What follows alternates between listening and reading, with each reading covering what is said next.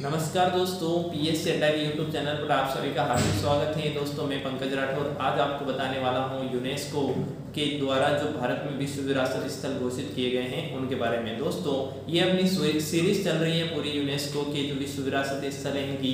इससे पहले भी यूनेस्को के जो विश्व विरासत स्थल है इनके ऊपर 2 वीडियो आ चुके हैं। उन दोनों वीडियो में मिलाकर मैं 13 विश्व विरासत स्थलों के बारे में आपको पूरी डिटेल के साथ बता चुका हूँ। अब शुरुआत करते हैं दोस्तों 14वें विश्व विरासत स्थल से, जो कि 1987 में बना था। उसका नाम है एलिफेंटा की गुफाएं। दोस्तों जो एलिफेंटा की गुफाएं हैं वो वर्तमान के महाराष्ट्र राज्य में मुंबई के निकट स्थित है।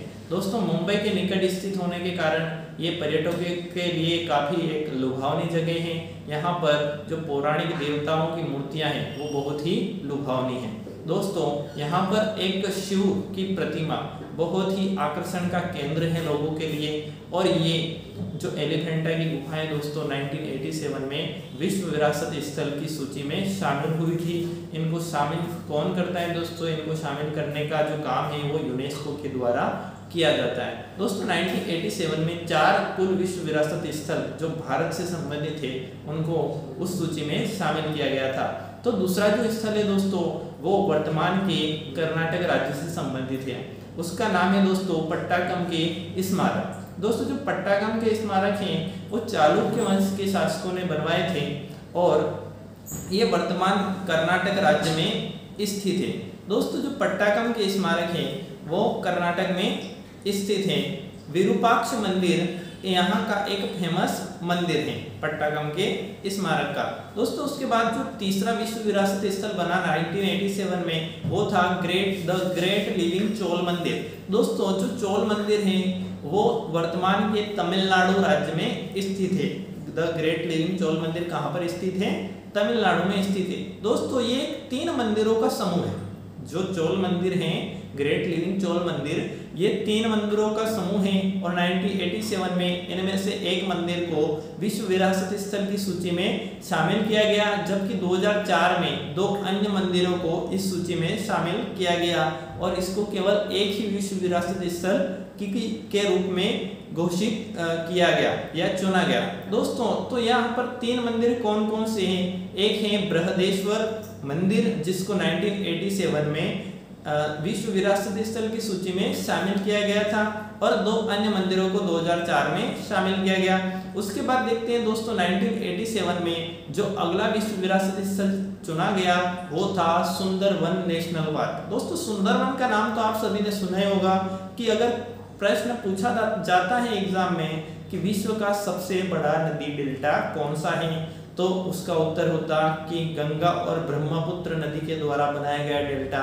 सुंदरवन डेल्टा विश्व का सबसे बड़ा नदी डेल्टा है। उसी डेल्टा में दोस्तों एक नेशनल पार्क स्थित है जो भारत के पश्चिम बंगाल क्षेत्र के अंतर्गत आता है। उसका नाम है दोस्तों सुंदरवन नेशनल पार्क। इस नेशनल पार्क में जो बंगाल रॉयल टाइगर हैं उनका संरक्षण किया जाता है और उनकी सबसे अधिक संख्या इसी नेशनल पार्क में पाई जाती है और ये एकमात्र ऐसा डेल्टा है जहां पर बाघ या टाइगर पाए जाते हैं। दोस्तों सुंदरवन नेशनल पार्क की एक खास बात यह है कि यहाँ पर एक दलदली क्षेत्र है और उसमें मैंग्रोव वन पाए जाते हैं। क्या पाए जाते हैं दोस्तों?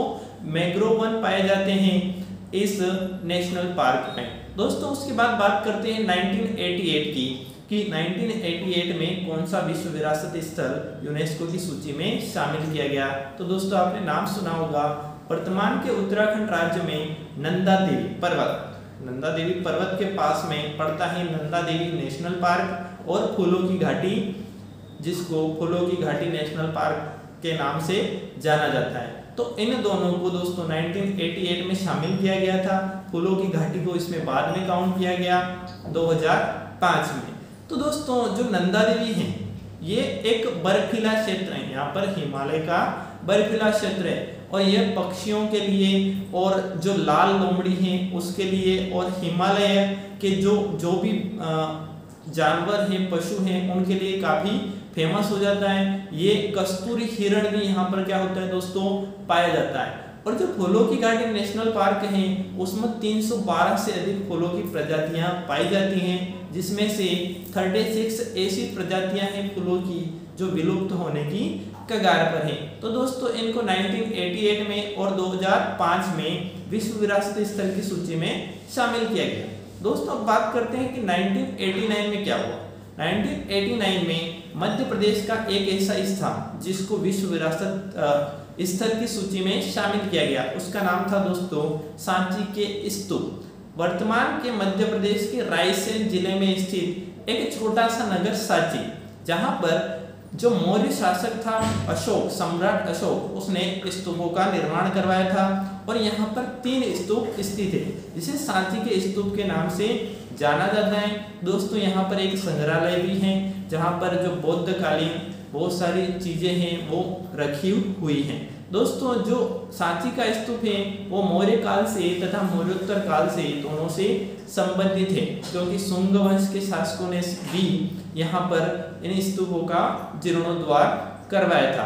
तो ये कब बने दोस्तों सांची के स्तूप? 1989 में विश्व विरासत स्थलों की सूची में शामिल हुए और ये मध्य प्रदेश के रायसेन जिले के अंतर्गत आते हैं। दोस्तों इसके निकट भोपाल तथा विदिशा पड़ता है, परंतु ये कौन से जिले में आते हैं? रायसेन जिले में आते हैं। और ये मध्य प्रदेश का दूसरा विश्व विरासत स्थल है। कौन सा है दोस्तों? मध्य प्रदेश का दूसरा विश्व विरासत स्थल है। इससे पहले 1986 में खजुराहो को मध्य प्रदेश का पहला विश्व विरासत स्थल घोषित किया गया था। उसके बाद दोस्तों 1993 में दिल्ली में स्थित एक ऐसे स्थानों को विश्व विरासत स्थल के रूप में चुना गया जो मुगल काल से और सल्तनत काल से संबंधित थे। दोस्तों सबसे पहला जो चुना गया 1993 में वो था हुमायूं का मकबरा। दोस्तों हुमायूं के बारे में आप सभी जानते हैं कि बाबर का पुत्र था हुमायूं और अकबर का पिता था।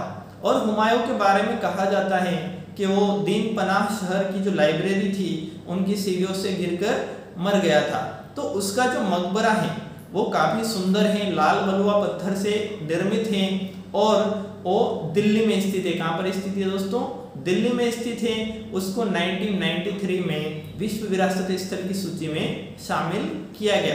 दोस्तों इसका निर्माण किसने कराया था? जो हुमायूं का मकबरा है उसका निर्माण हमीदा बानो बेगम जो हुमायूं था उसकी एक विधवा थी, उसने करवाया था। उसके बाद जो दूसरा विश्व विरासत स्थल 1993 में चुना गया वो सल्तनत काल से संबंधित है, जिसका नाम है कुतुब मीनार। दोस्तों कुतुब मीनार का नाम तो आप सभी ने सुना होगा। कुतुब मीनार का निर्माण कुतुबुद्दीन ऐबक ने शुरू करवाया था, उसने पूरा नहीं करवाया था।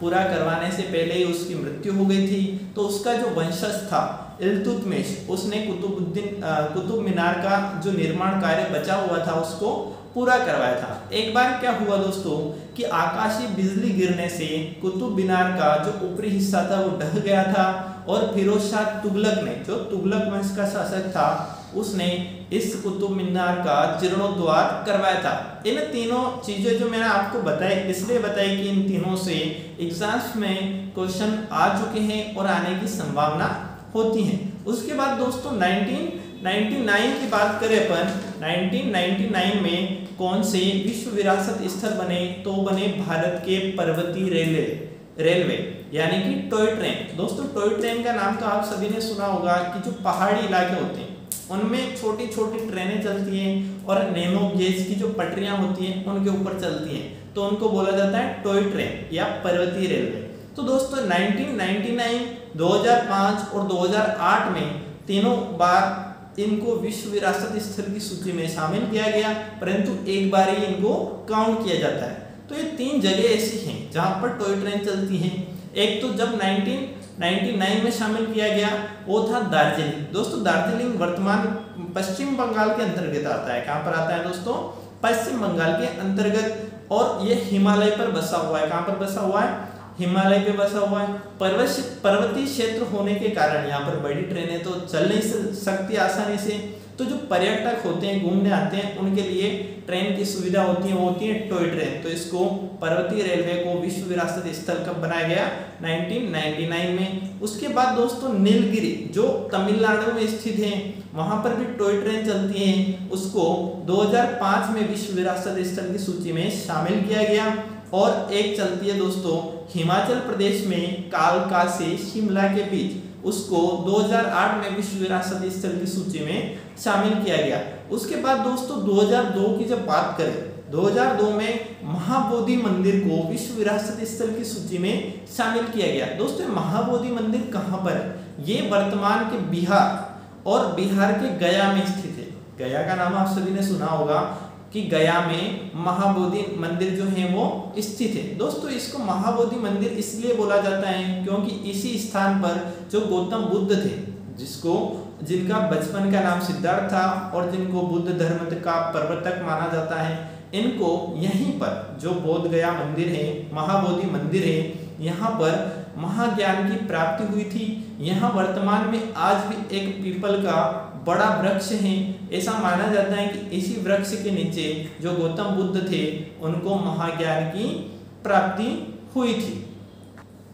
इसके अलावा दोस्तों यूनेस्को के बहुत सारे स्थल अभी बचे हुए हैं, उनको मैं नेक्स्ट वीडियो में आपके साथ शेयर करूंगा, आपके साथ जानकारी उनकी साझा करूंगा। उसके लिए दोस्तों आपको कुछ नहीं करना है, पीएससी अड्डा के यूट्यूब चैनल को सब्सक्राइब करना है और बेल आइकन को ऑल पर सेट करना है। उसके साथ साथ दोस्तों आपको पीएससी अड्डा का जो ऐप है, जो आपको प्ले स्टोर पर आसानी से मिल जाता है, उसको भी डाउनलोड कर लेना है। वहाँ पर बहुत सारी ऐसी चीज़ें हैं, फ्री कंटेंट है, आपको आसानी से उपलब्ध हो जाएगा। दोस्तों इसके साथ साथ आपको हमारे इंस्टाग्राम चैनल, फेसबुक, टेलीग्राम आदि को भी ज्वाइन कर लेना है। बहुत सारी जानकारी आपको वहाँ पर फ्री में मिलती रहेगी। थैंक यू दोस्तों।